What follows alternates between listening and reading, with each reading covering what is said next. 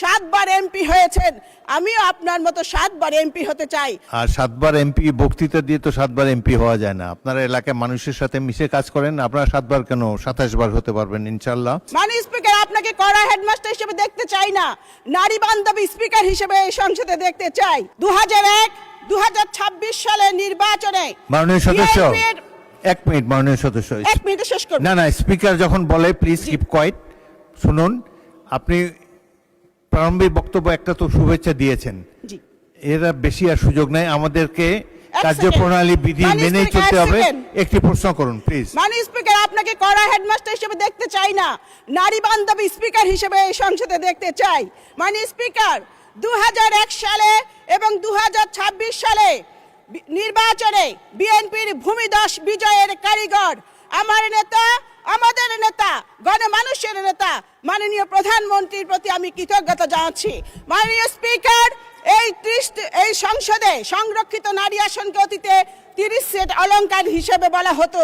এই কারণে স্বৈরাচার এরশাদ লজ্জায় শরমে সাংবাদিক শফিক রহমানকে গ্রেপ্তার করেছিলেন।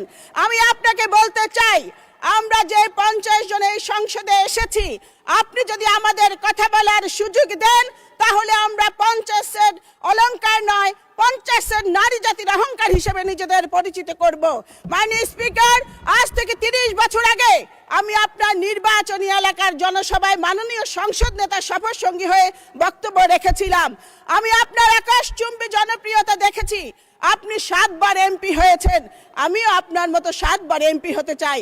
এই কারণে এই সংসদে কথা বলার সুযোগ চাই। মাননীয় স্পিকার, এই প্রত্যাশায় আমি মন্ত্রীর কাছে প্রশ্ন করতে চাই যে মাননীয় মন্ত্রীর কাছে আমার প্রশ্ন, Chittagong chemical complex, Khulna news print mill, Dhaka leather complex দীর্ঘদিন ধরে বন্ধ রয়েছে, এগুলো চালু করার কোনো পরিকল্পনা বর্তমান সরকারে আছে কিনা মাননীয় মন্ত্রী বলবেন কি? ধন্যবাদ মাননীয় স্পিকার। 1 মিনিট মাননীয় মন্ত্রী। সংসদ পরিচালনা হবে কার্যপ্রণালী বিধি মোতাবেক। এই প্রশ্নোত্তর পর্বে একটি প্রশ্ন করার সুযোগ আছে, আপনারা প্রশ্নের উপরেই থাকবেন বলে আশা করি। এখানে রানা আক্তার রানু যা বলেছে সেটা আমি ধরে নেব যে সকল সংরক্ষিত আসনের মহিলা সদস্যদের বক্তব্য, সুতরাং এটার পুনরাবৃত্তি করার আপনারা চেষ্টা করবেন না।